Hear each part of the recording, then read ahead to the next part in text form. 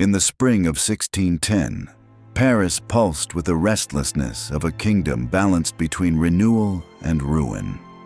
King Henri IV, the Good King, had spent years trying to heal the bloody rift between Catholics and Protestants, steering France toward a fragile peace after decades of religious war. His reign, though marked by tolerance and reform, was still haunted by whispers of betrayal and rebellion. Beneath the painted ceilings of the Louvre, ministers plotted and rivals seethed. In the narrow streets beyond, the air reeked of tallow, smoke, and mistrust. It was here, in this uneasy climate, that an obscure, fanatical man from Angoulême would rise from anonymity to alter the fate of France in a single, shattering instant, and pay for it with a death so savage that its memory still curdles the blood.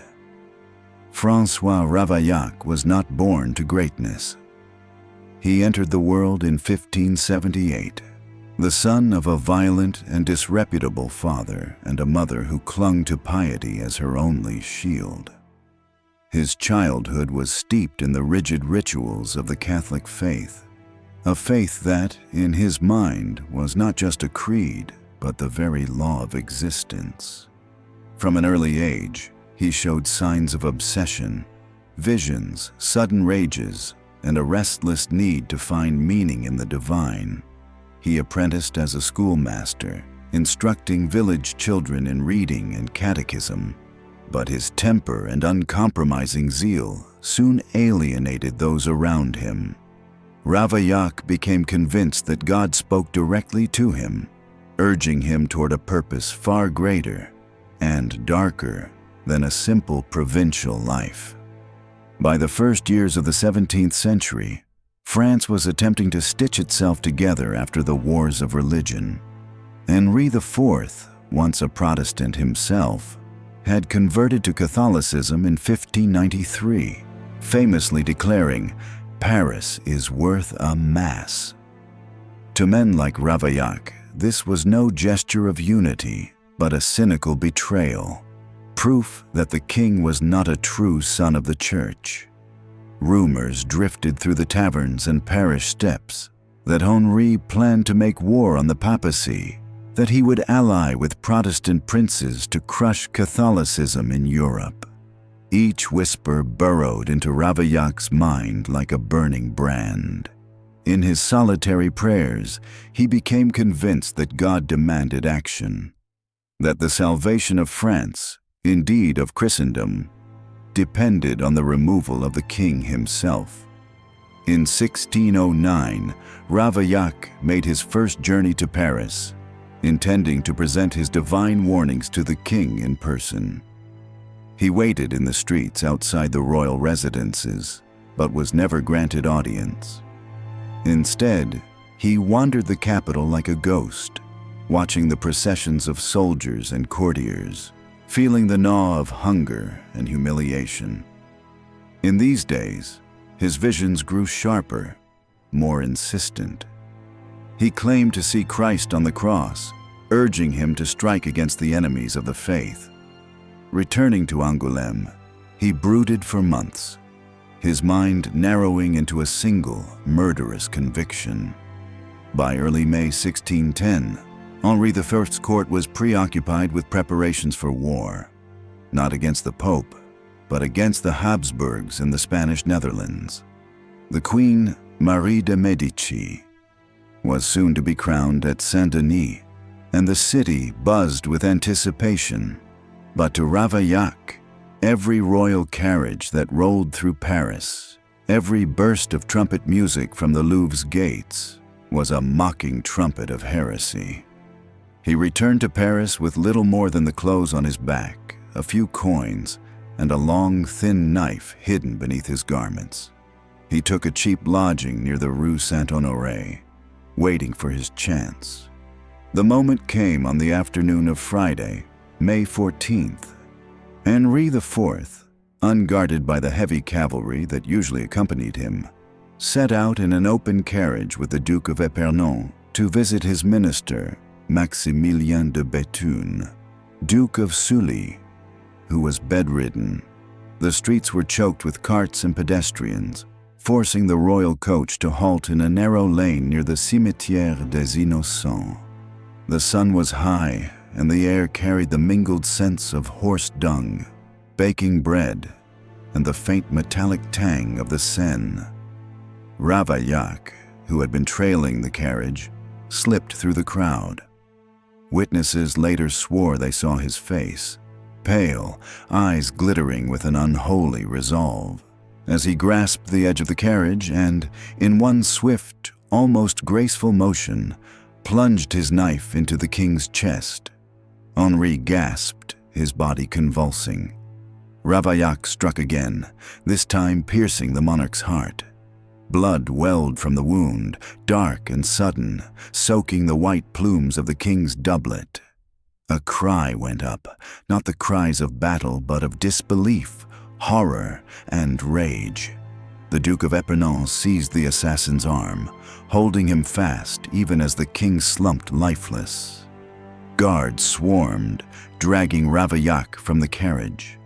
The crowd, realizing what had happened, surged forward with fists, knives, and stones, but the soldiers drove them back. "Do not kill him!" someone shouted. "He must answer to the law."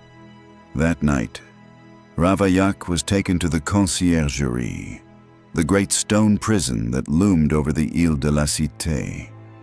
He was thrown into a cold, damp cell, his ankles shackled and his wrists chained above his head.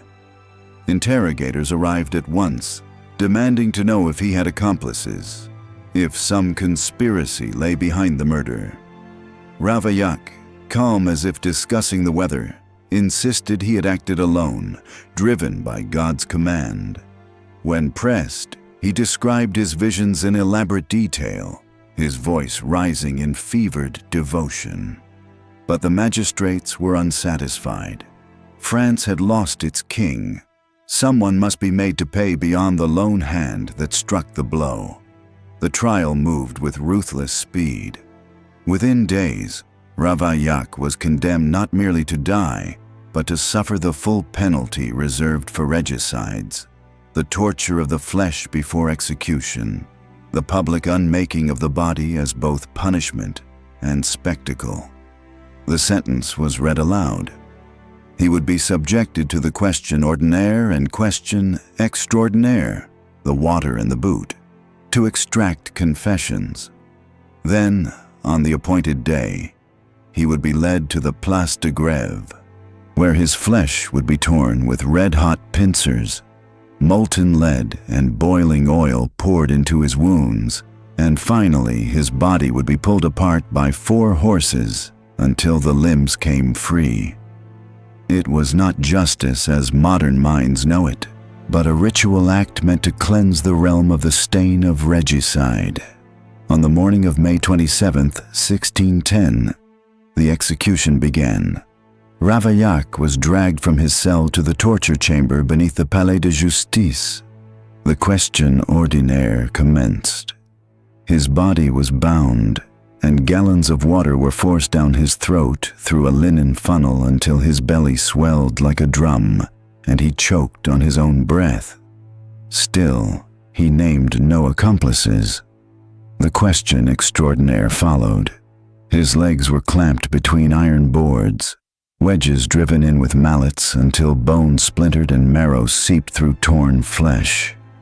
His screams echoed in the vaulted chamber, but he did not recant his claim of solitary action. When the torturers withdrew, he lay limp, half-conscious, his body already broken before the true ordeal had even begun. By mid-afternoon, the streets around the Place de Grève were swollen with people. Merchants, beggars, courtiers, and housewives pressed shoulder to shoulder, their eyes fixed on the scaffold. The executioner of Paris, clad in a leather apron, awaited the condemned. Drums rolled as Ravaillac was brought forth, stripped to the waist, his skin pale against the black wood of the platform. The first act was the tearing of the flesh. The executioner seized red-hot pincers from a brazier and clamped them onto Ravaillac's arms, thighs, and chest, twisting and pulling away smoking shreds of skin.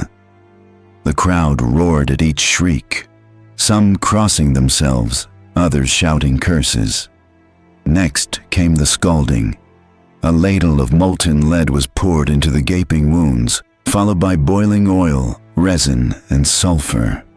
The stench was unbearable, a mingling of burned hair, scorched meat, and the sharp bite of metal. Ravaillac's head lolled, his mouth working soundlessly.